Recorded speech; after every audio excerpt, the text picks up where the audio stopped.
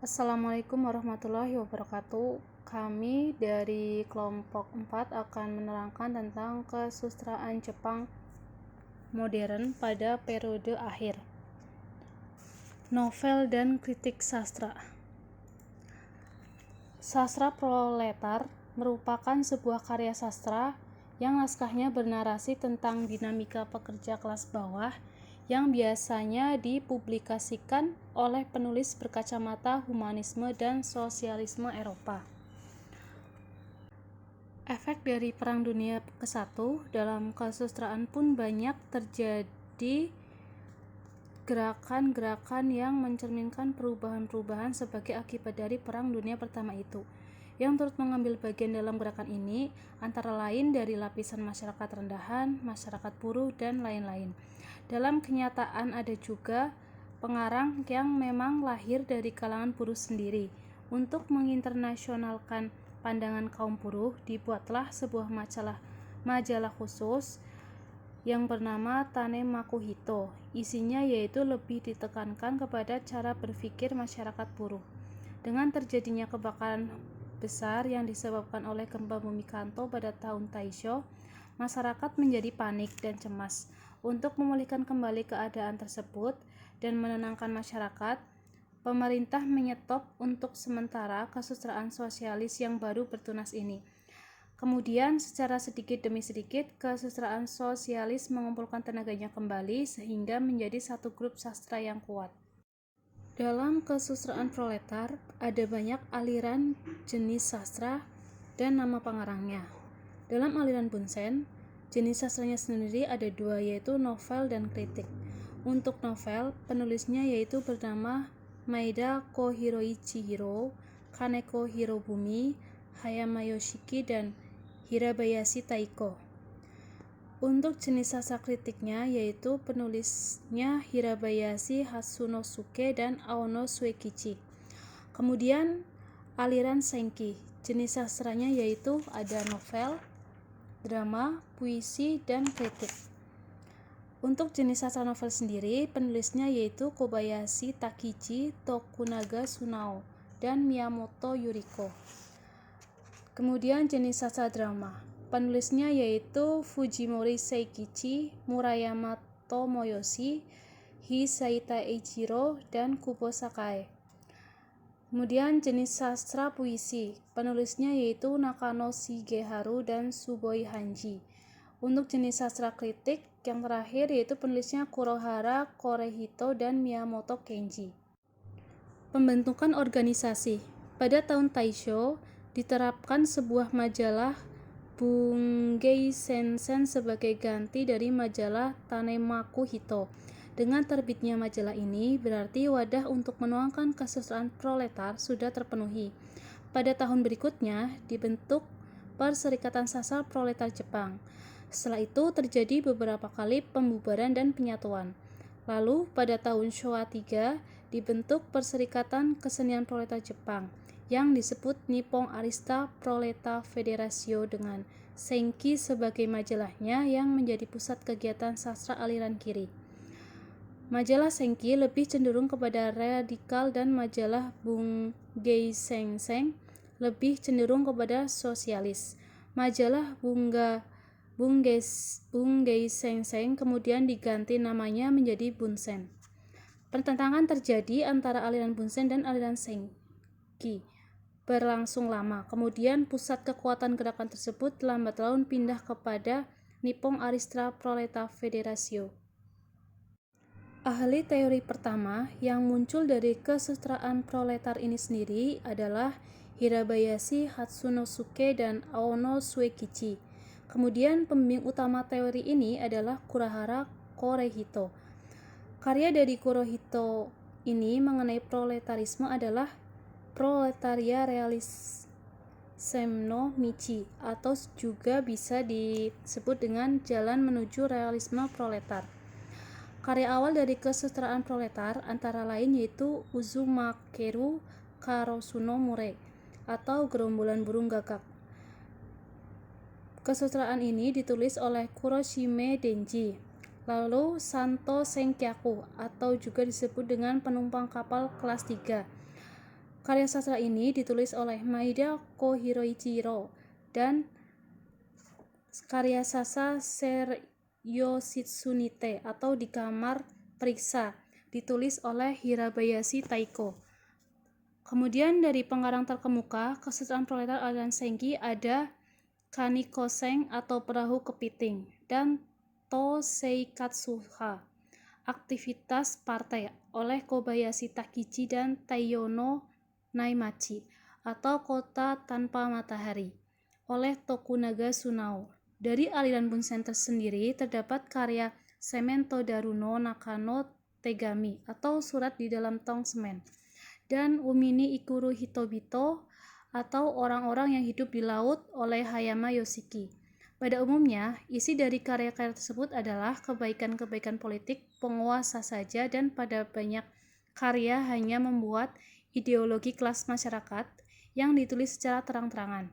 Penulis-penulis yang setuju dengan cara berpikir sastra aliran kiri ini disebut Do Hansasaka atau penulis pendamping. Berikut adalah gambar dari Kobayashi Takiji. Salah satu karya dari pengarang terkemuka kesusastraan proletar aliran Senki adalah Kanikoseng atau Kapal Pengolahan Kepiting karya dari Kobayashi Takiji. Novel ini menceritakan penderitaan buruh yang berada di atas kapal pengolahan kepiting di bawah pimpinan Mandor Asakawa. Jadi Kanikoseng ini telah bertransformasi menjadi gerakan pemberontakan bagi para buruh yang bekerja dalam kondisi sangat memprihatinkan, dan juga suatu gambaran utuh genealogi lahirnya pemberontakan oleh kelas yang tertindas. Dan karya Kanikoseng ini merupakan sebuah karya yang lahir dari investigasi yang telah dilakukan oleh penulis, yaitu Kobayashi Takiji tadi, terhadap insiden pemberontakan oleh para awak kapal penangkap kepiting yang pernah terjadi di sekitar laut Kamchatka. Dan berita tersebut telah dimuat di surat kabar Hokkaido pada tahun 1926. Kanikoseng ini berlayar di perairan Kamchatka, yaitu perairan di sekitar Pulau Hokkaido di Jepang Utara. Perjalanannya bisa memakan waktu sampai 5 bulan, dan para buruh bekerja memang berdasarkan jadwal, tapi sebagaimana mestinya kepiting merupakan makhluk hidup yang munculnya tidak terjadwalkan secara teratur. Para buruh yang bekerja di bawah kondisi yang memprihatinkan, mereka kelelahan dan tidak memiliki istirahat yang cukup. Lingkungan mereka tidak sehat. Kutu dan kepinding penyebar penyakit menghinggapi tubuh dan pakaian mereka. Makanan yang mereka santap pun tidak cukup untuk mengganti energi mereka yang terkuras. Di bawah kondisi itu, tubuh para buruh bereaksi. Mereka menjadi sakit dan lemah. Mereka ingin istirahat, namun dilarang oleh sang mandor yang bernama Asakawa. Dan dalam narasi Kobayashi ini, sang mandor tak segan-segan memukul dan menampar para pekerja yang dianggapnya pemalas. Dan alhasil kondisi memprihatinkan ini tidak jarang berakhir pada kematian beberapa buruh. Berikut ini adalah contoh gambar kekerasan fisik yang dialami oleh Kobayashi Takiji. Jadi Kobayashi Takiji ini merupakan salah satu tokoh sastrawan proletar Jepang yang meninggal dalam usia muda, yaitu 29 tahun pada tahun 1933. Kematiannya pun nyaris sama mengenaskannya dengan kematian beberapa tokoh dalam narasi Kanikoseng yang tewas disiksa Mandor Asakawa. Jadi Kobayashi Takiji ini tertangkap di kota Tokyo dan dimasukkan ke dalam tahanan di kantor polisi stasiun Tsukiji. Penahanannya ini menyebabkan Kobayashi disiksa secara fisik oleh Tokubetsu Koto Kesatsu atau polisi satuan khusus yang disingkat menjadi Toko. Penangkapan terhadap Kobayashi Takiji ini berujung ke penyisaan fisik yang dilakukan terhadap Kobayashi, kemudian menyebabkan hilangnya nyawa salah satu sastrawan proletar tersebut. Tetapi pihak kepolisian mengeluarkan laporan yang menyatakan bahwa Kobayashi ini meninggal akibat serangan jantung yang dialaminya di kantor polisi stasiun Tsukiji. Kendati demikian, hasil pemeriksaan visum dan keadaan tubuh Kobayashi ketika dipulangkan untuk dikebumikan menunjukkan bukti kuat yang menyatakan sang penulis ini meninggal akibat luka pukulan di sekujur tubuhnya yang terlihat memar. Selanjutnya, kesusastraan Tenko. Pada tahun 1931, terjadi peristiwa Manchuria dan sejak itu sastra aliran kiri mendapat penindasan yang semakin diperbesar, sehingga akhirnya hancur. Dilanjutkan tahun 1934, organisasi sastra proletar bubar, dan bagian-bagian yang berbau cara berpikir sastra aliran kiri dikikis secara habis. Sebagai penggantinya, maka muncullah sastra Tenko atau sastra peralihan. Pengarang-pengarang dari sastra Tenko antara lain Murayama Tomoyoshi, Nakano Shigeharu, Shimaki Kensaku, dan Tokunaga Sunao. Pengarang-pengarang yang masih mengikuti sastra aliran kiri yang sudah dikikis habis itu antara lain Miyamoto Yuriko. Nah, perjalanan mereka tidaklah mudah karena hidup di bawah perkembangan fasisme. Selanjutnya, aliran seni sastra modern. Yang pertama, kesusastraan neosensualis. Nah, berlainan dengan kesusastraan proletar yang mengutamakan perubahan di dalam masyarakat, kesusastraan neosensualis ini mengutamakan perubahan dalam teknik sastra dan penyampaiannya. Nah, kedua aliran sastra tersebut ini merupakan kesusastraan baru yang hidup antara akhir zaman Taisho yaitu 1912 sampai dengan 1925 sampai awal zaman Showa yaitu 1926 sampai dengan sekarang. Kikuchi Hiroshi ini adalah penerbit majalah Bungei Shunshu yang didukung oleh pemuda-pemuda zaman dengannya. Pemuda-pemuda ini kemudian menjadi perintis pada penerbitan majalah Bungei Jidai yaitu pada tahun Taisho 1924. Golongan perintis tersebut dipengaruhi oleh aliran futurisme dan ekspresionisme yang berkembang di Eropa sesudah Perang Dunia Pertama. Kesusastraan tradisional yang sudah ada sejak dulu dengan berani disingkirkannya dan mereka mencoba mengungkapkan sesuatu yang baru dalam melukiskan ide-ide secara intelektual.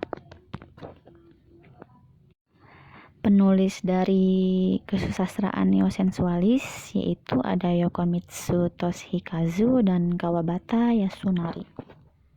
Yang berikutnya yaitu Yokomitsu Riichi atau yang biasa kita kenal dengan Yokomitsu Toshikazu. Beliau adalah ahli teori yang menjadi pelopor aliran neosensualis. Hasil karyanya juga merupakan tempat mempraktekkan teori-teori neosensualis secara gamblang. Ia menulis Nichiren, Napoleon Totamushi, dan Shanghai. Pada karya-karya berikutnya, Kikai, Monsho, Ryoshu, dan lain-lain tampak adanya perubahan dalam gaya penulisan. Ryoshu tidak selesai ditulisnya walaupun penulisannya dilanjutkan sampai setelah selesai Perang Dunia Kedua. Di dalamnya, ia berusaha menggambarkan nasib pemikiran orang Jepang yang ditekan terus-menerus oleh perbedaan peradaban modern antara Timur dan Barat. Berikut merupakan karya sastra Yokomitsu Toshikazu yang berjudul Nichiren.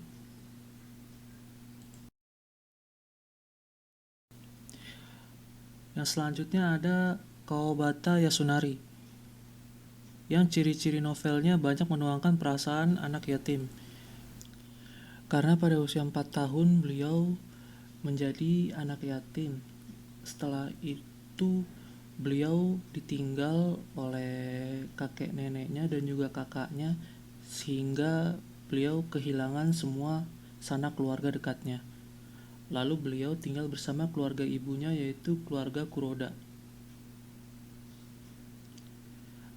Dalam karya sastra Kawabata Yasunari ini, ia lebih kaya dalam lirik jika dibandingkan dengan Yokomitsu Toshikazu. Di dalam kemurnian lirik tersebut mengalir alam tak berperasaan dan kenihilan, dan ia juga mempunyai kelebihan dalam melukiskan seorang gadis. Karya-karyanya diantara lain Jurokusai no Niki, Izuno Odoriko, Asakusa Kurenaidan, Kinju, Yukiguni. Yukiguni merupakan karya sastra yang paling terkenal oleh Kawabata Yasunari dan juga mendapat penghargaan tinggi di seluruh dunia. Dalam novel Yukiguni ini ia menggambarkan kehidupan nyata dari seorang gadis di negeri salju. Melalui tokoh utama yang diciptakan sebagai gambaran sesungguhnya, perpaduan jiwa yang sangat halus dilukiskan dengan latar belakang pemandangan negeri salju yang mengandung bermacam-macam pengertian. Selanjutnya yaitu aliran seni baru. Pengarang-pengarang yang berasal dari majalah Bungai Jidai dan generasi muda yang banyak mendapatkan pengaruh kesusastraan neosensualis membentuk aliran seni baru untuk melawan sastra aliran kiri. Tapi sayangnya aliran seni baru ini tidak dapat bertahan lama karena terlampau memikirkan hal-hal yang sepele yang tidak penting. Namun, anak cabang dari aliran ini antara lain dipelopori oleh Hori Tatsuo, Abe Tomoji, Kamura Isota, Keiji Motojiro, dan Ibuse Masuji masih menghasilkan karya-karya yang baik. Yang selanjutnya yaitu kesusastraan neopsikologis yang timbul setelah aliran seni baru yang dipelopori oleh Hori Tatsuo dan Ito Hitoshi, yang timbul oleh karena pengaruh sastra barat bersamaan dengan masuknya pemikiran James Joyce dan Marcel Proust dan lain-lain di Jepang. Hori Tatsuo dan Ito Hitoshi jelas memakai cara berpikir dari kedua penjaga barat ini. Selain itu, Yokomitsu Toshikazu dan Kawabata Yasunari juga menggunakan cara ini. Karya Hori Tatsuo yang berjudul Seikazoku membentangkan cara berpikir sebagai akibat daripada cara hidup baru. Karyanya yang lain yang terkenal yaitu Kaze Tachino. Selanjutnya akan kita bahas sedikit tentang sastrawan Kamura Isota. Ia menulis buku yang berjudul Goku dan Tojo yang berlatar belakang kesusahan-kesusahannya dalam menempuh hidup. Selanjutnya yang akan kita bahas yaitu Kaji Motojiro yang juga meninggalkan beberapa hasil karyanya yang terkenal karena bahasanya yang puitis dan harmonis dan perasaannya yang halus yang dapat dirasakan dalam cara penguraiannya tentang keputusasaan dan kelelahan berpikir kaum cendekiawan. Karyanya yang terkenal yaitu Remon. Setelah itu ada kritikus yang bernama Kobayashi Hideo. Kobayashi Hideo ini memulai aktivitas sebagai kritikus yang menulis buku yang berjudul Sama Zamanaru Isho. Ia di samping berani mengkritik karya-karya sastrawan berhaluan kiri, juga memberikan kritik mengenai kekurangan-kekurangan yang ada di dalam kesusastraan Jepang. Karyanya yang terkenal itu antara lain Shisho Setsurong.